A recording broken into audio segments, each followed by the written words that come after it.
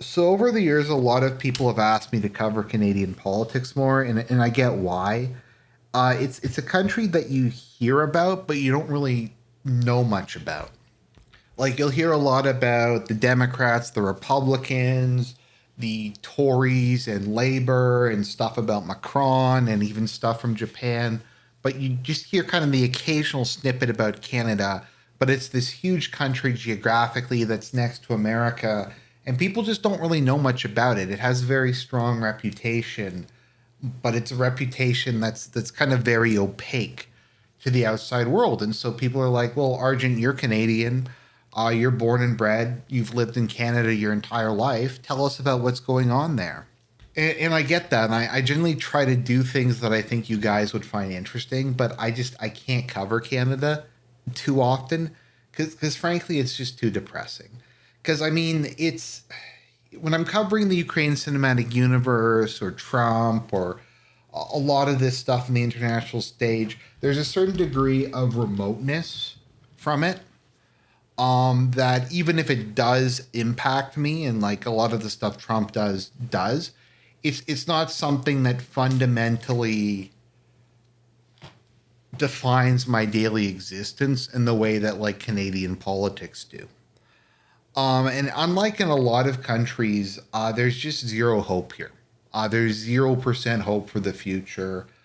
Um, Even in the UK, as bad as it is, you do have Reform UK, and don't get me wrong, they're awful, but there's at least a significant portion of society that is openly opposed to the direction that it's going. I just don't see that in Canada.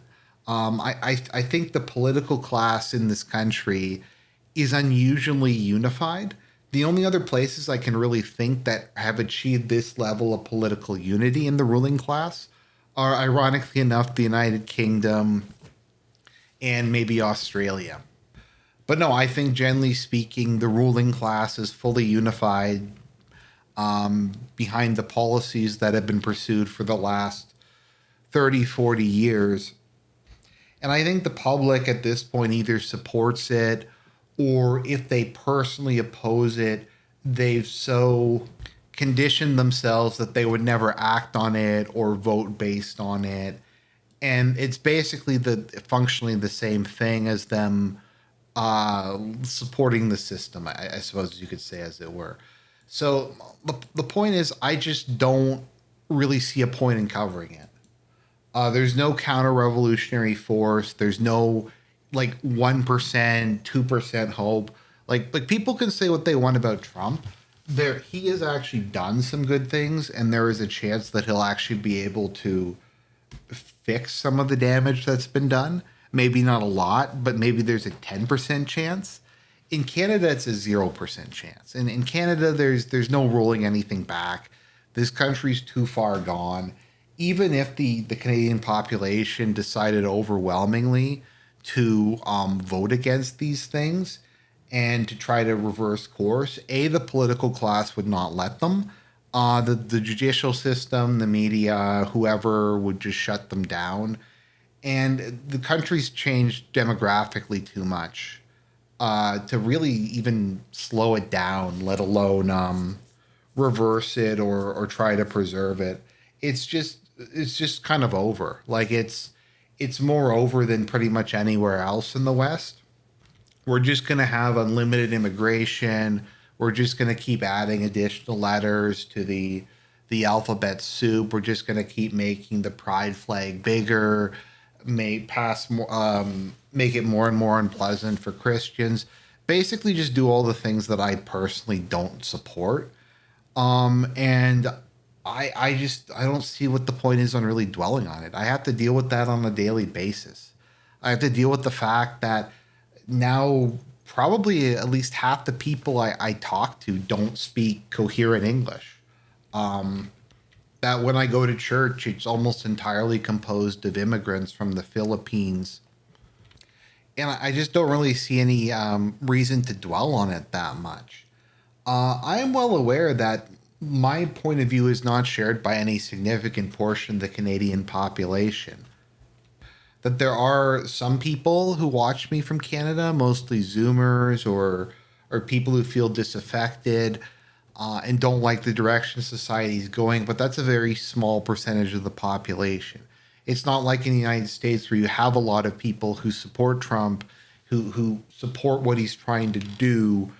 It's just not. It's maybe like 1 or 2 or 5% of the population in Canada, whereas in the United States it might be like 40% of the population doesn't like the direction the country's going and wants to fundamentally change it. Here it's like 5%, so it doesn't really, I think, matter. Like it's not productive for me, just from a mental health perspective, to kind of complain about things that there's no possibility of changing. And besides that, and when I talk about other parts of the world, people from other parts of the world tend to comment on the videos, and the Canadians I do get tend to be more people from this side of the internet. Whenever I start to talk about Canadian issues, then I get other Canadians start to comment en masse on videos, and it's I don't know. Canadians are like the most insufferable people on earth. Well, maybe not, but there's a certain mixture of, as I've said, self-hatred and jingoism.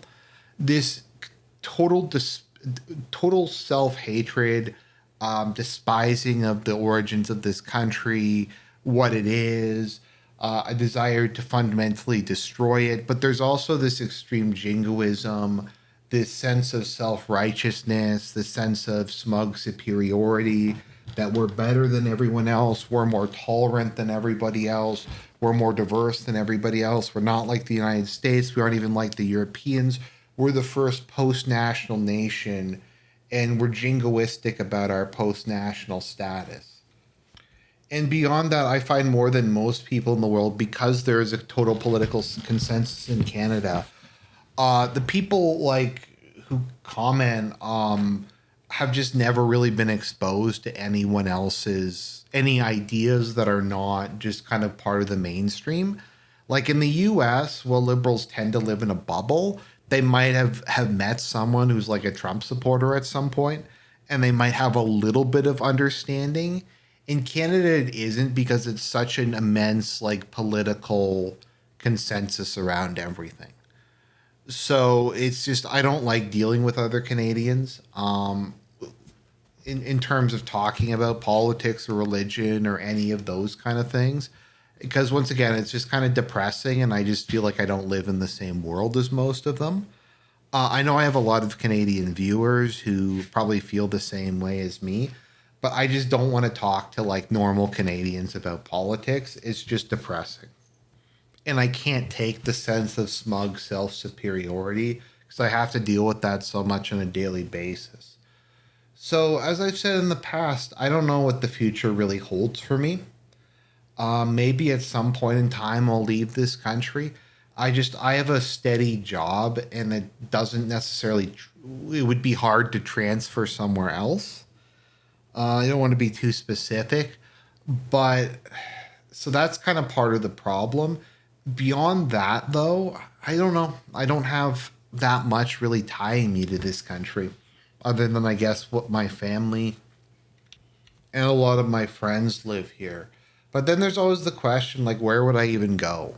I guess the most likely place would be maybe to like a red state, like in the Midwest or something, like Montana or Wisconsin, or even something like Utah. I don't know, picking some red state to move to. But I like, even then, a lot of those places are starting to turn in other ways. It's not like I can go to another Anglo country, because they're all just as bad, if not worse. There's been this consensus that there cannot be a country or a homeland for my people and for people who think like me. Every single one of them just has to be destroyed. And even though there's a couple holdouts left, I mean, it's not my people. Well, it is my people in like the sense that they're Europeans, but I'm not a Hungarian. I'm not a Slavic. I'm not a Russian. I'm Anglo-German, but neither of those countries really in any way reflect me or my values or the values of people like me. So it's just something I don't want to think about. I just kind of want to go along as much as possible in my daily life and just go to my job, pay my taxes, try to be a good Christian as much as I can, and make videos talking about sci-fi movies and poking fun at geopolitics. So I don't know. I guess you could say I've gotten like it's horseshoe theory. I've gotten so black pilled. I've just become complacent. But yeah, I think the election just kind of shows that. Sorry if I'm not being super specific. I have to be kind of vague sometimes just to avoid getting stuff flagged or taken down off of YouTube. But like, hopefully the election and just the commentary around it and just things I've said about it kind of say why I don't cover this country more often. That's just kind of my feelings on the issue. And maybe that's a cope. Maybe that's me running away from my problems. Maybe that's me giving up on my homeland. But I've never pretended to be a particularly strong or courageous person. I've never really pretended to be a hero. I'm just kind of a guy with opinions who does a YouTube channel and tries the best I can to figure out the crazy world that we live in. So that's the video on the topic. I hope you found it interesting. God bless. I do love all you guys. You've been a big part of my life for years now.